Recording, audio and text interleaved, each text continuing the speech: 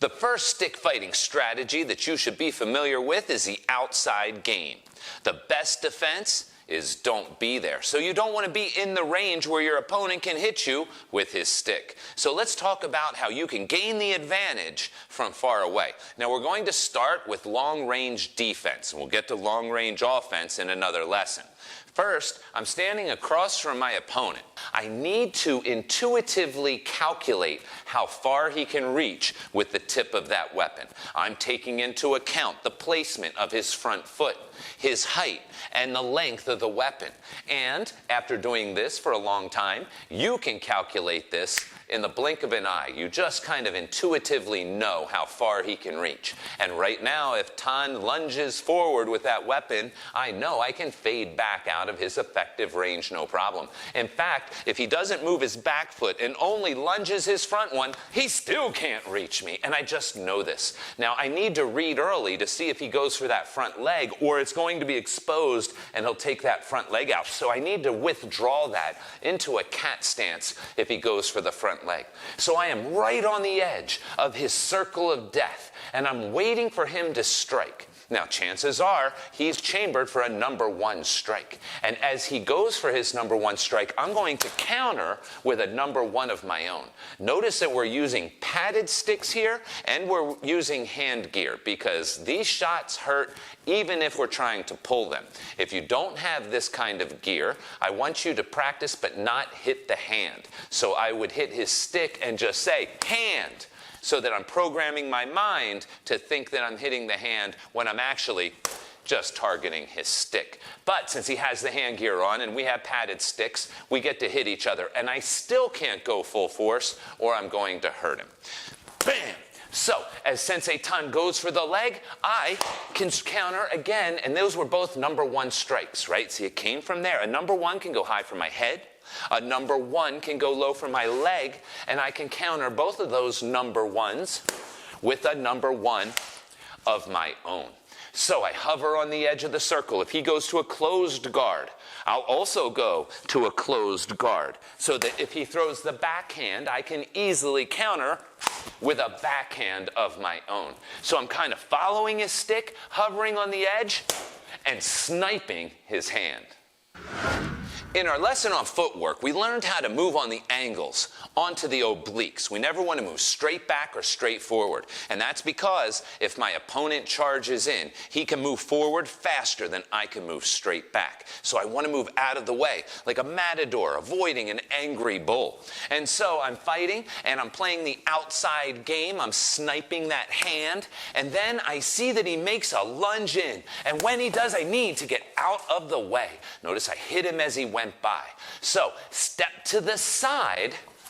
As you see that opponent charge, be over here. Don't be in the line of that attack, or you're going to get hit. One more time. This time I'm going to go to the live side, and I'm going to use an evasion called bobbing and weaving. So as he comes in, I slip underneath and strike him as he goes by. We're going to learn that in a later lesson on evasion. So you're playing your outside game, and you're being very defensive. Well, your opponent will get wise to that pretty quickly, and he's not going to just throw a shot that he's not sure is going to hit. So we need to give the opponent the illusion that he has a sure shot. Now, if I'm standing and I'm defensive, Tan's not going to fall for this very much. He might throw one shot, and as soon as he sees what I'm up to, he's like, oh, I'm not going to do that anymore. So now I need to give him something. I may take my stick and drop it down, knowing that the open head will draw the shot, and I'm ready with my #5 to counter. I could also use my free hand, and I could put it out, and when he targets it, I can hit his hand with my stick, because I know where it's going to be at a particular moment in time. I stick my hand out knowing I'm luring the shot, and when it comes in, I can time it. Go slowly.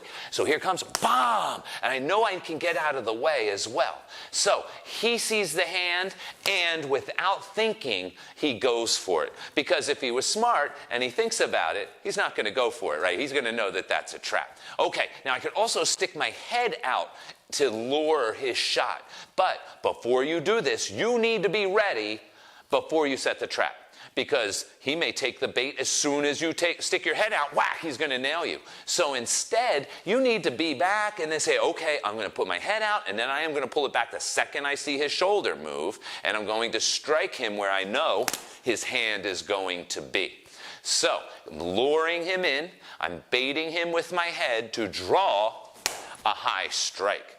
I could bait him with my leg to try to lure a low shot. Again, these are all ways to trap him and get him to come in and give me the strike I need so that I can counterattack and hit his hand. Now let's examine an extreme example of baiting and drawing. I'm fighting Tun, and I've given him some targets, but now he's not falling for them anymore. I'm putting my head out, and he knows that this is a trap and that my stick is ready to take him, so he's not falling for it anymore.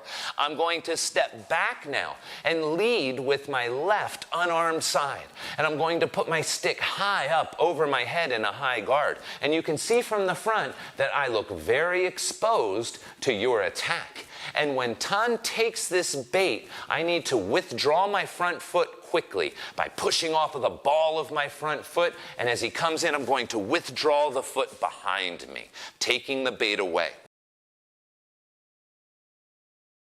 Now, as he does that, I'm also going to strike his hand.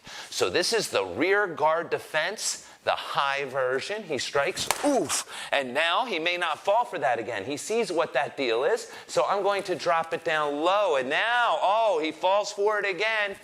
I do a low rear guard defense. So I'm here, as I see him strike, I withdraw the foot and strike up through the target. So we're fighting, we're doing the outside game, and then I suddenly lead with that outside. He sees the opening, and he takes the bait.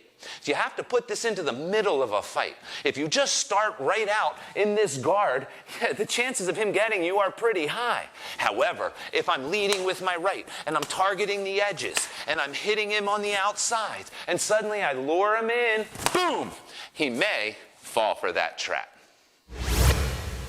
Your homework for lesson 2.1 is to practice your outside game. Besides sniping the hand, practice opening the door, baiting and drawing, and your rear guard defense. As you train, remember, hover just outside of your opponent's effective striking range, targeting the closest exposed body part. And remember, if he charges, open the door and hit him as he goes by.